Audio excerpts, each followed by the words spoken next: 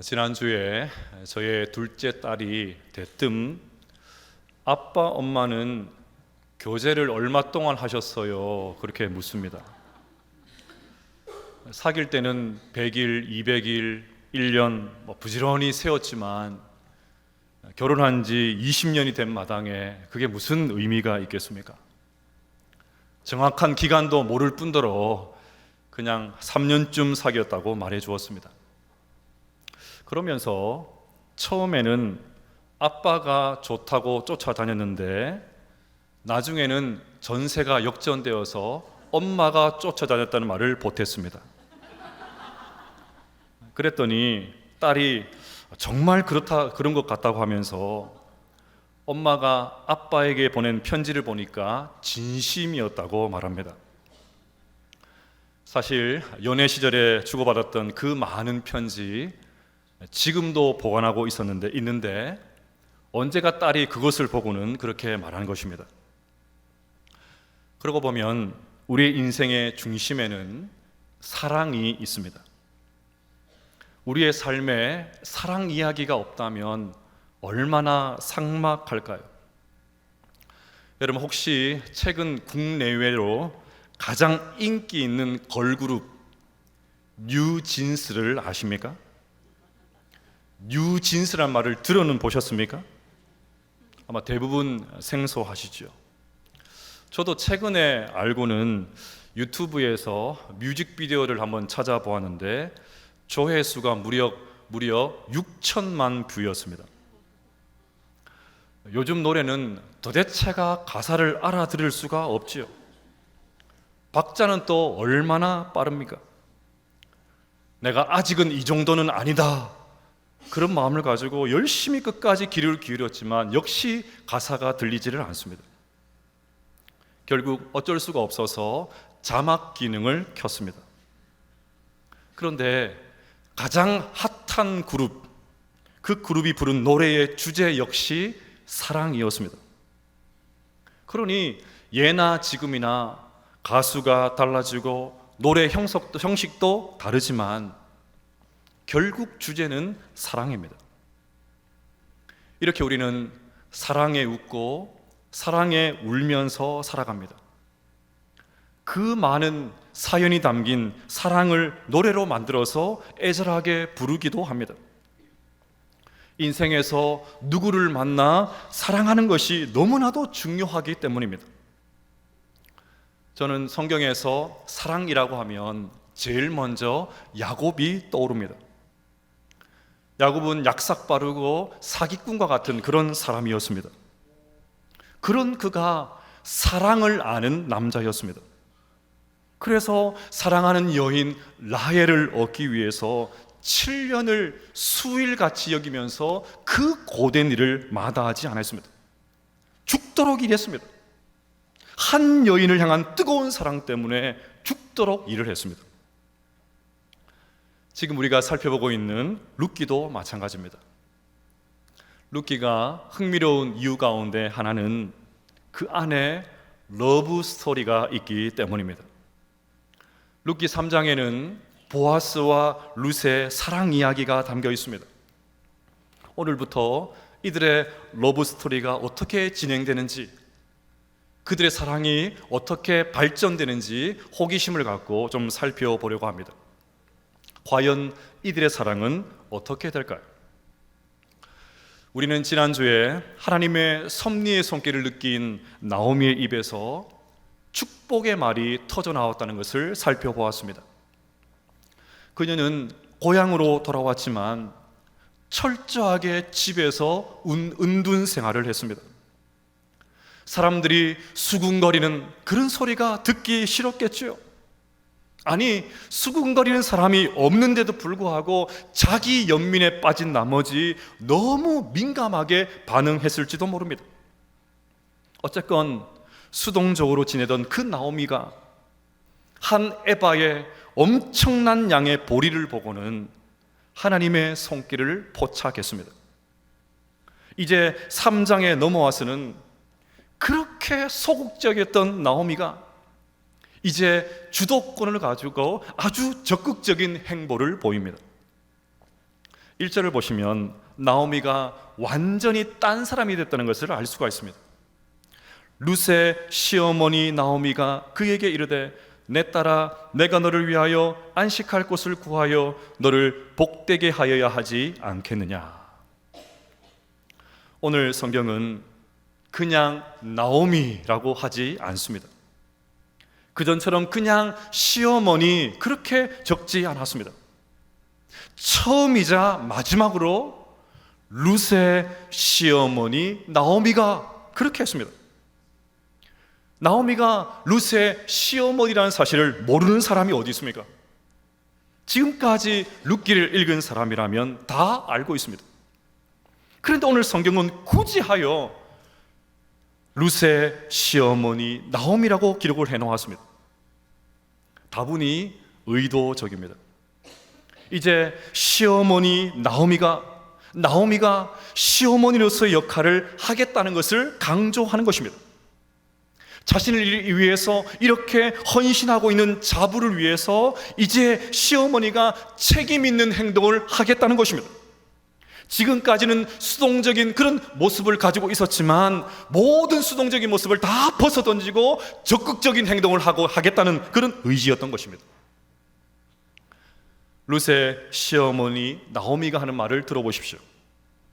내가 너를 위하여 안식할 곳을 구하여 너를 복되게 하여야 하지 않겠느냐. 안식할 곳을 구하고 복되게 한다는 말은 다 같은 말인데 결혼을 염두하고 하는 말입니다. 그러니 지금 나오미는 내가 무슨 수를 써서라도 룻의 신랑감을 찾겠다는 것입니다. 내가 모든 노력을 다 기울여서 룻의 혼처를 찾겠다는 것입니다. 이것이 도무지 집 밖으로 나오려 하지도 않고 철저하게 고립되어 있었던 나오미가 한 말이라는 것이 충격적입니다. 하나님의 섭리의 손길을 느끼자, 하나님의 움직임을 감지하자, 하나님의 일하심, 영안이 열려서 하나님의 일하심을 보게 되자 이제 나오미의 시선이 다른 사람을 향하게 된 것입니다. 타인의 어려움이 드디어 눈에 들어오기 시작을 했습니다.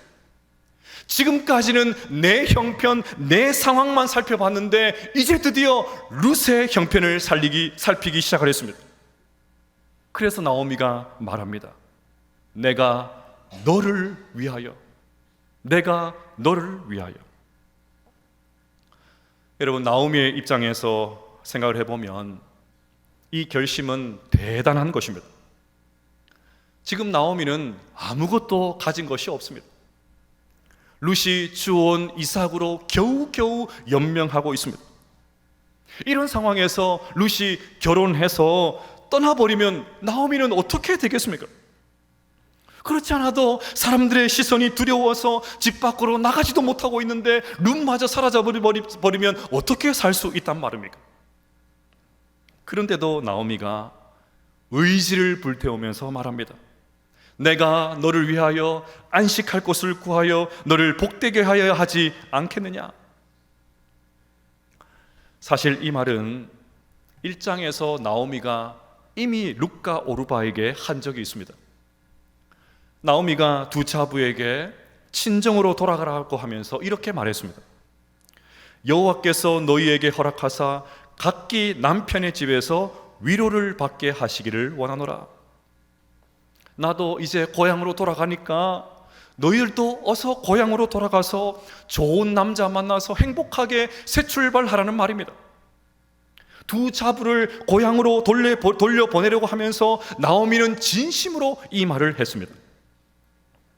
그런데 나오미는 베들레헴으로 돌아와서는 그만 이것을 잊어버렸습니다.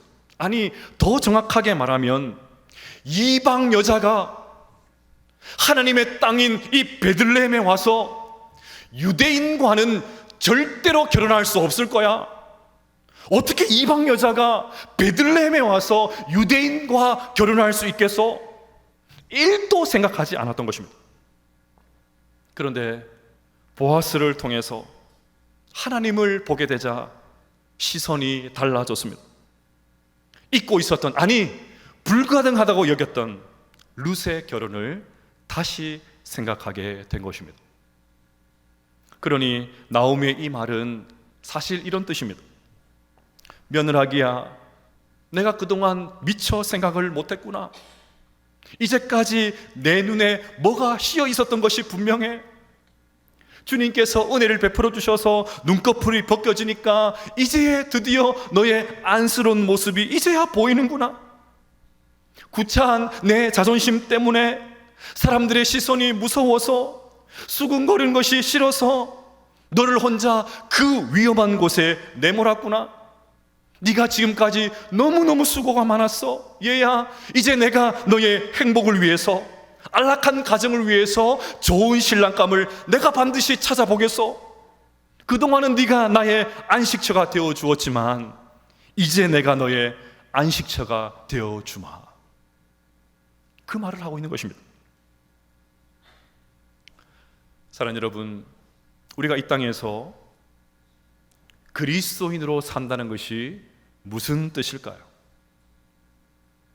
분명 나 혼자 잘 먹고 잘 살아서 죽은 다음에 천국에 가는 게 우리의 목적은 아닐 것입니다. 그냥 입만 열면 나와 내 가족의 울타리를 넘지 못하는 그런 이기적인 기도만 하다가 세상을 떠나는 것은 아닐 것입니다. 하나님을 믿는다고 하면서도 여전히 나만 생각하는 것에 벗어나지 못하면 그것만큼 딱한 노릇이 없습니다. 믿음이 자란다는 것은 나를 향했던 시선이 다른 사람에게로 향하는 것입니다.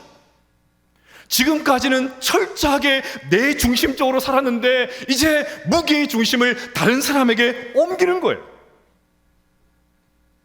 그리스도인인 우리가 누군가에게 설당이 되어 주어야 됩니다.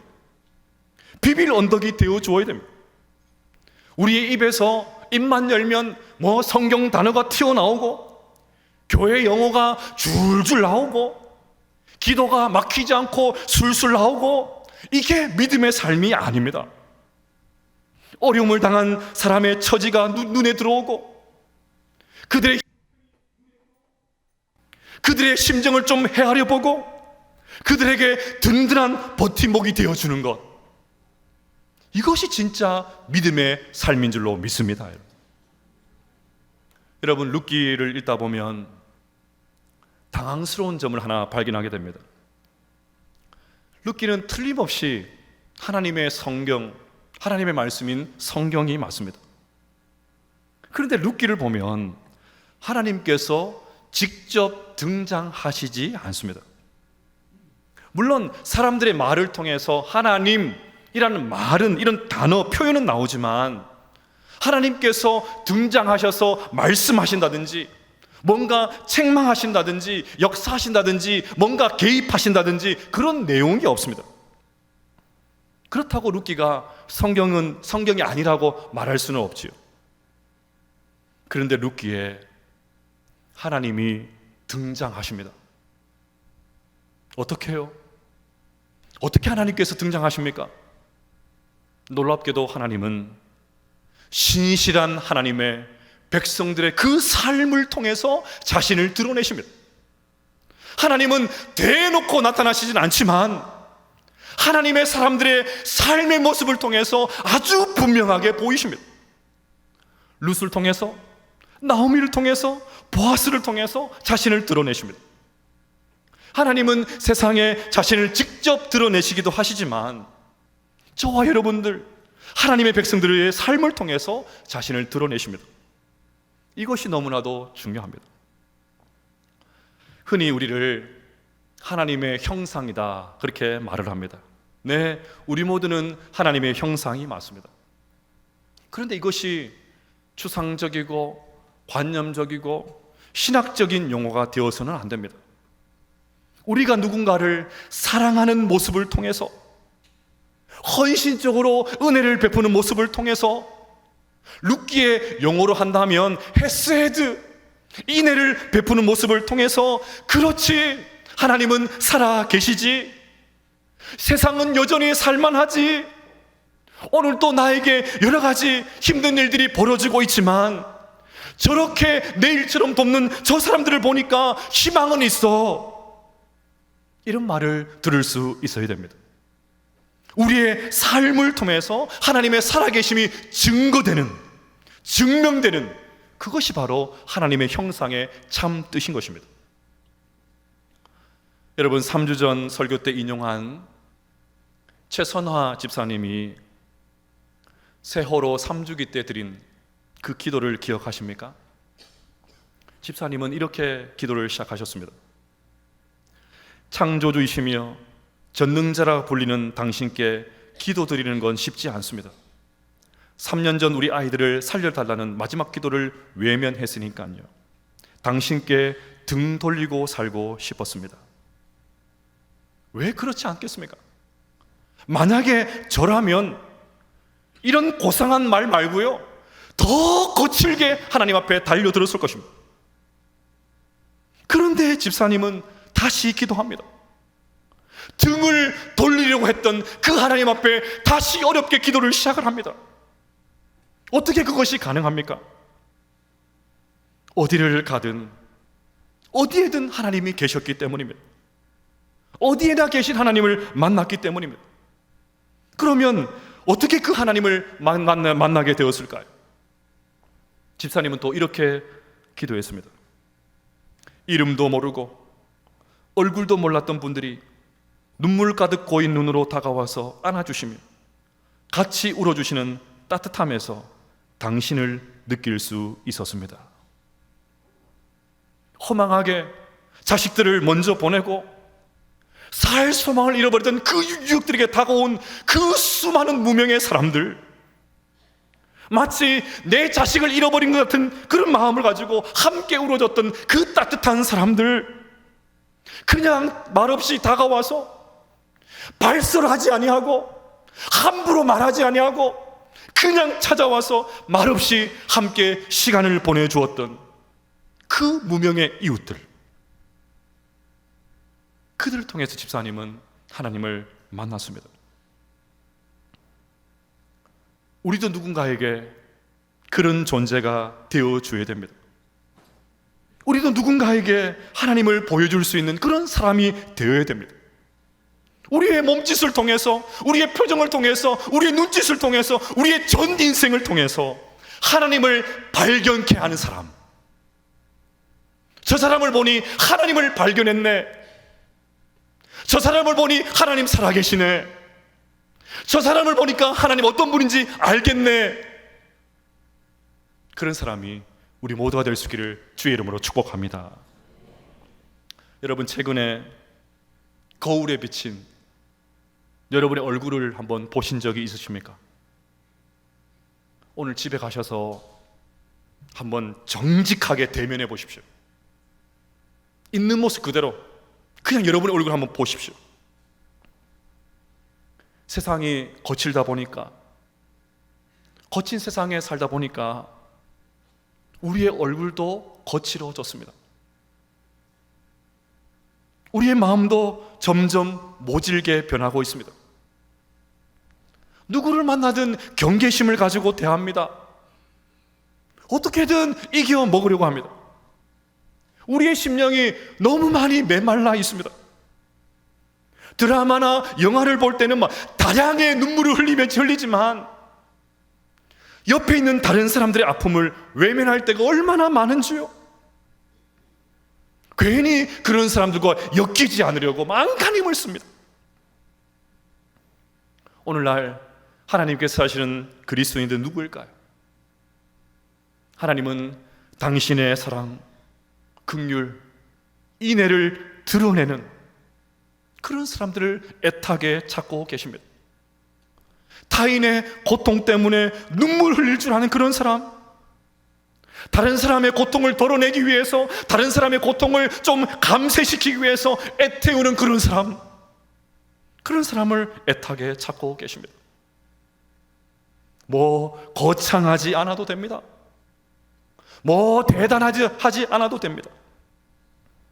친절한 말 한마디, 따뜻한 시선으로 시작을 해보면 어떨까요? 당장에 가까이에 있는 자녀들과 배우자에게, 또 옆에 있는 성도들에게 다정한 미소를 보여주면 어떻겠습니까?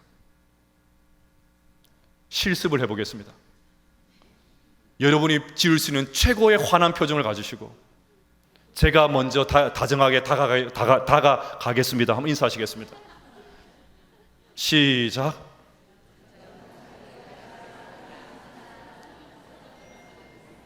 여기 계신 모든 분들이 할 때까지 다시 하겠습니다. 제가 먼저 다정하게 다가가겠습니다.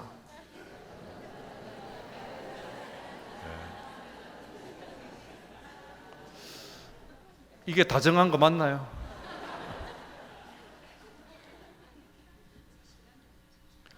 루터교 목사인 크리스토프 블룸하르트는 행동하며 기다리는 하나님의 나라라는 책에서 이렇게 말했습니다. 우리가 만약 하나님의 사랑과 용서로 충만하지 않다면, 세상을 애정어린 선한 눈으로 바라보지 않는다면, 다른 사람들을 사랑으로 붙들어주지 않는다면, 하나님 또한 우리를 돌보아주지 않으실 것이며, 교회를 다니는 것과 상관없이 우리를 불신자로 여기실 것입니다. 사랑하는 여러분, 부디 그리스도인이라고 불리는 우리의 삶이 오늘 나오미와 같이 내가 너를 위하여 다른 사람의 고통에 관심 가질 수 있는 그런 사람 될 수 있기를 주의 이름으로 축복합니다. 이제 나오미가 생각하는 룻의 결혼 계획을 보겠습니다. 2절부터 보시면, 네가 함께하던 하녀들을 둔 보아스는 우리의 친족이 아니냐? 보라, 그가 오늘 밤에 타작마당에서 보리를 까불리라.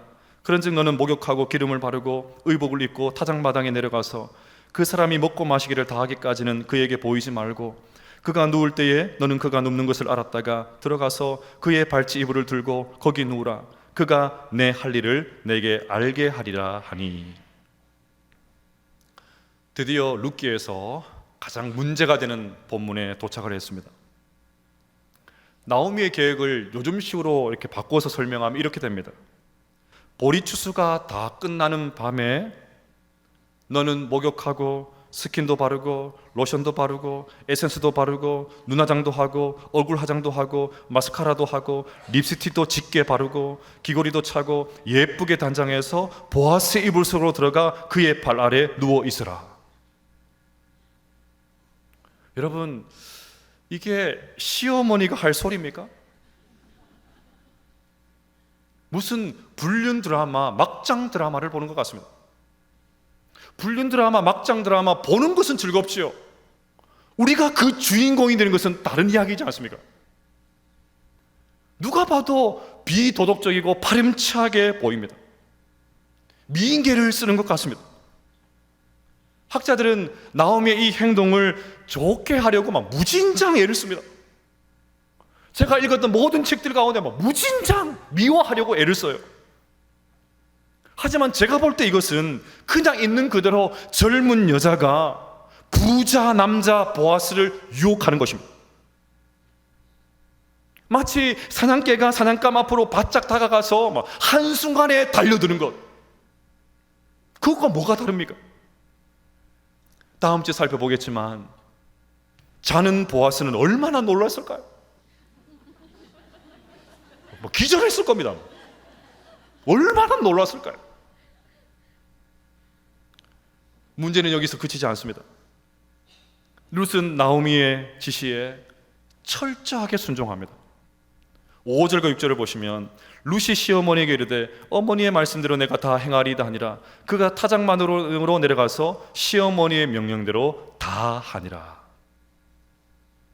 룻은 막 기다렸다는 듯이 나오미의 말이 떨어지기가 무섭게 보아스의 침상으로 돌진해서 들어갑니다. 아니, 룻과 같이 정숙한 여인이 어떻게 이럴 수 있단 말입니까? 룻도 별 수 없는 것일까요?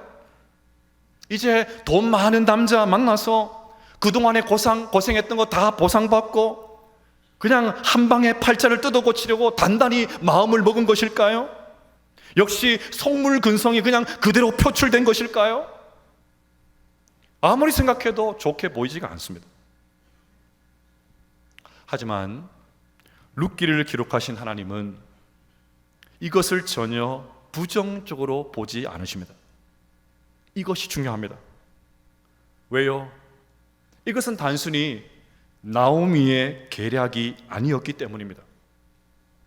지난주에 한 에바의 보리를 본 나오미가 이런 말을 했습니다. 또 그에게 이르되 그 사람은 우리와 가까우니 우리 기업을 물을 자 중에 하나이니라 하니라. 여기에 기업 물을 자라는 말이 나오는데 히브리어로는 고엘입니다. 고엘. 기업 물을 자 고엘이라는 이 단어는 룻기에서 가장 중요한 단어입니다.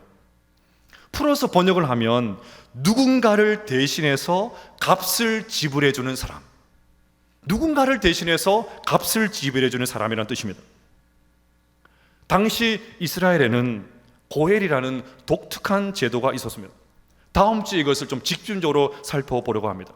오늘은 하나만 말씀을 드리면, 친족의 형제가 자기 아내를 두고 세상을 떠나면 가까운 친족 중에 한 사람이 그를 아내로 맞이하여서 가문을 이어주게 했습니다. 그것이 바로 고엘이었습니다. 그러니 지금 나오미는 불륜을 지시하는 것이 아니었습니다. 미인계를 쓰는 게 아니었습니다. 나오미는 보아스가 룻에게 베푼 그 호의를 보면서 그동안 잊어버리고 있었던 꿈을 꾸기 시작을 했습니다. 2절을 보십시오. 보아스는 우리의 친족이 아니냐? 혹시나 친족인 보아스가 고엘이 될 수 있지 않을까?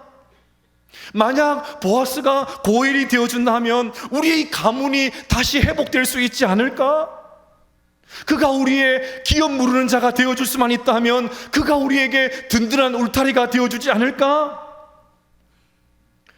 나오미는 보아스를 보면서 희망을 발견하고 꿈을 발견해서 저돌적으로 룻과의 만남을 추진했던 것입니다. 그러니 지금 나오미는 인간적인 방법과 술수를 다 동원해서 저급한 방법으로 남자를 유혹하는 것이 아닙니다. 오히려 그 반대입니다. 뭔가 하나님께서 개입하고 계시다는 것을 느끼게 되자, 하나님의 섭리의 손길을 보게 되자, 영안이 열려서 하나님의 일하신 것을 보게 되자, 어떻게든지 그 일을 이루기 위해서 내가 할 수 있는 한에서 최선을 다해서 치밀하게 준비했던 것입니다. 가끔 교회 안에서 모든 것이 은혜 하면서 아무것도 안 하려고 하는 사람이 있습니다. 하나님의 일은 전적으로 하나님께 다 맡겨야지, 하나님께서 다 알아서 하시겠지, 아주 고상한 신학을 내세우면서 자신의 무책임함을 정당화하는 그런 사람들도 있습니다. 심지어 인간적인 노력과 계획 세우는 것을 믿음 없는 인본주의라고 비난하는 분들도 있습니다. 또 일체의 전도도 하지 않는 분도 있습니다. 어차피 하나님께서 때가 되면 다 불러주실 텐데 뭐 때문에 전도하느냐는 것입니다. 여러분, 이것은 오해입니다. 하나님의 은혜를 아는 사람은 가만히 있지를 않습니다. 하나님의 섭리의 손길을 느끼는 사람은 게으르지 않습니다. 하나님이 일하시는 것을 본 사람은 그냥 앉아있지 않습니다. 영적으로 민감한 사람은 아주 민첩하게 행동을 합니다. 지난 금요일 큐티 본문에서 제가 개인적으로 참 은혜 받았던 구절이 있습니다. 성전 건축 준비를 준비하면서 다윗이 아들 솔로몬에게 이렇게 말을 합니다. 너는 일어나 일하라. 여호와께서 함께 계실지로다. 너는 일어나 일하라. 여러분, 성전을 하나님께서 솔로몬 때에 솔로몬이 다 짓게 할 거라고 하나님께 약속하셨습니다. 그러면 하늘 쳐다보고 있어도 되지 않겠습니까? 그런데 오늘 말씀은 너는 일어나 일하라. 일하라였습니다. 마태복음 7장 7절 말씀을 같이 한번 읽어보겠습니다. 시작. 구하라 그리하면 너희에게 주실 것이요 찾으라 그리하면 찾아낼 것이요 문을 두드리라 그리하면 너희에게 열릴 것이니. 아멘. 틀림없이 주시고 찾게 하시고 열리게 하시는 분은 하나님이십니다. 우리가 그것을 할 수가 없어요. 하지만 우리 편에서 해야 될 일들이 있습니다. 하나님의 응답하심을 믿고 부지런히 찾고 두드리고 구해야 됩니다. 그래서 하나님께서 우리에게 구해라, 너희들 좀 찾아라, 너희들 좀 두드려라, 그렇게 말씀하셨던 것입니다. 합동신학대학원에서 오랫동안 설교학을 가르치신 정창균 교수님께서 하나님을 만나다라는 책에서 자신의 아주 오래된 기도 제목 하나를 나누셨습니다. 하나님 말씀에 대하여, 하나님의 뜻에 대하여, 하나님의 일에 대하여, 하나님이 오고 가시는 것에 대하여, 하나님이 제 주위 이곳저곳에 던져놓으신 하나님의 흔적들에 대하여, 하나님이 움직이시는 손길에 대하여, 아니 하나님 자신에 대하여 민감하고 민첩하게 살다가 얼굴과 얼굴로 주님을 뵙게 하여 주시옵소서. 여러분, 오늘 이 기도 제목이 우리 모두의 기도 제목 될 수 있기를 바랍니다. 우리의 영적인 오감이 다 깨어나서 지금도 우리 배후에서 일하시는 하나님의 손길을 민감하게 볼 수 있게 되시기를 바랍니다. 그 하나님을 바라보고 이제는 더 이상 나를 위하여가 아니라 너를 위하여 어려움을 당한 사람들의 마음을 살피고 그들을 돕기 위해서 민첩하게 행동할 수 있게 되시기를 바랍니다. 그리하여 이 땅에 하나님을 보여줄 수 있는, 이 땅에 하나님의 형상으로서 하나님을 당당하게 보여줄 수 있는 믿음의 사람으로 살아갈 수 있는 우리 모든 성도님들 다 되시기를 주의 이름으로 축복합니다.